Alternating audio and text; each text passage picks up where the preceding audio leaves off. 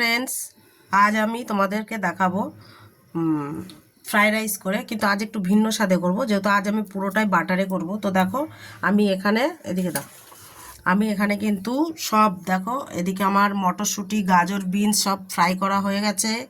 এখানে আমি একটু কাজু কিশমিশ ফ্রাই করে নিয়েছি। এখানে আমার ভাতটাও হয়ে গেছে। এবার আমি কড়াইতে দিয়ে দেবো বাটার। আজ কিন্তু আমি পুরোটাই বাটারে বানাবো, যেহেতু আজ হবে একদম ভিন্ন স্বাদে। ফ্রাইড রাইস কিন্তু বেসিক্যালি ঘি দিয়েই হয়, আজ আমি পুরোটাই বাটারে করব। এটার টেস্ট কিন্তু সেই মারাত্মক লেভেলের হয়।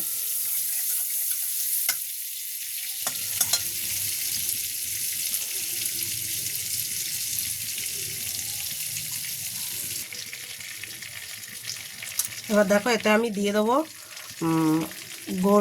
দারচিনি আর লবঙ্গ কড়াইয়ের উপরে, মানে বাটারে দিয়ে দিলাম।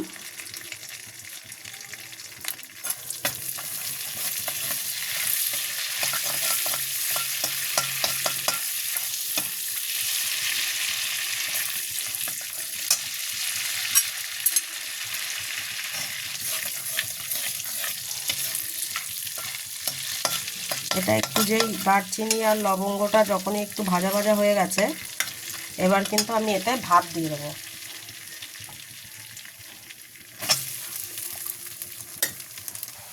দেখো ভাতটা আমার দেওয়া হয়ে গেছে। এবার এখানে আমি এই ভাজিটাও দিয়ে দেবো, বিনস, মটরশুঁটি আর ভাজিটা। এখানে যেহেতু আর একটু ভাত আবার বাকি আছে, তার জন্য আমার এটা থাকলো। এতে আমি কাজু কিশমিশটাও দিয়ে দেবো সবটাই। এতে দিয়ে দেবো এবার স্বাদ অনুসারে লবণ। এতে আমি দিয়ে দেবো স্বাদ অনুসারে লবণ। লবণটা বুঝে দিতে হবে, যেহেতু ভাতে লবণ আছে। এই বিট আর গাজর ভাজার সময়ও কিন্তু লবণ দেওয়া হয়েছে, এই জন্য লবণের মাত্রাটা বুঝে শুনে দিতে হবে।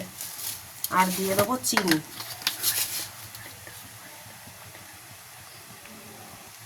এবার দিয়ে দেবো এর উপরে চিনি।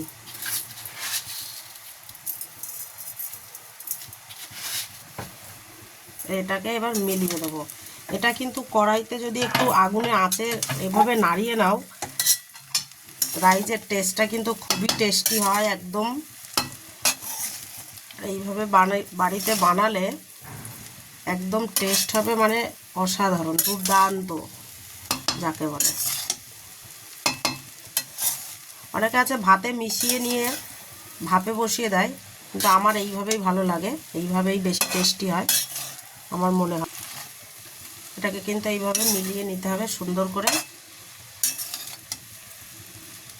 এতে কিন্তু আমি একটুও বাটার মানে ঘি ব্যবহার করিনি, সবটাই কিন্তু আমার বাটারে, দেখতে পাচ্ছ।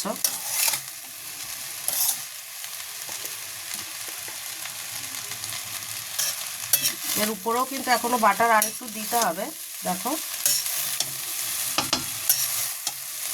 ভাতগুলো একদম একটাও ভাঙেনি, দেখতেই পাচ্ছ। ভাতগুলো দেখো এক একটা একদম গোটা গোটা। দেখো আমি পুরোটাই ডেচকিতে নিয়ে নিয়েছি আমার বাকি যে ভাতটা ছিল। এবার এতে আমি দিয়ে দেবো বাটার। দেখো ছোট ছোট কিউব করে উপর থেকে বাটার দিয়ে দেবো। গ্যাসটা কিন্তু আমার চালুই আছে, গ্যাসটা কিন্তু আমি বন্ধ করিনি। তোমরাও একবার বাড়িতে এইভাবে বাটার দিয়ে রাইস বানিয়ে খেয়ে দেখবে, দুর্দান্ত টেস্টি হবে। আমার 1 কিলো চালে কিন্তু পুরো 100 গ্রাম বাটার লেগেছে। তোমরা তোমাদের আন্দাজ মতো যতটা লাগবে সেইভাবে তোমরা দিয়ে দেবে। দেখো এবার এটাকে একটু ভাতগুলো উপরে হালকা করে চাপিয়ে দেবো।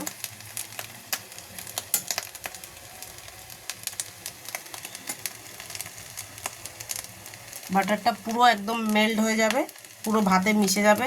এবার এটাকে আমি এইভাবেই দেখো আমার কিন্তু পুরো রাইসটা হয়ে গেছে। এবার এটাকে খালি আমার ঢাকনা বন্ধ করে রেখে দেওয়া।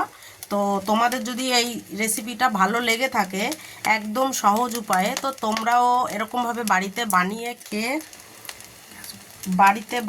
খেয়ে আমাকে কমেন্ট করে অবশ্যই জানাবে। আর ভালো লাগলে অবশ্যই লাইক, কমেন্ট, শেয়ার আর সাবস্ক্রাইব করতে একদমই ভুলবে না। তো বাই বন্ধুরা, তো এটাকে আমি এবার এভাবেই রেখে দেবো।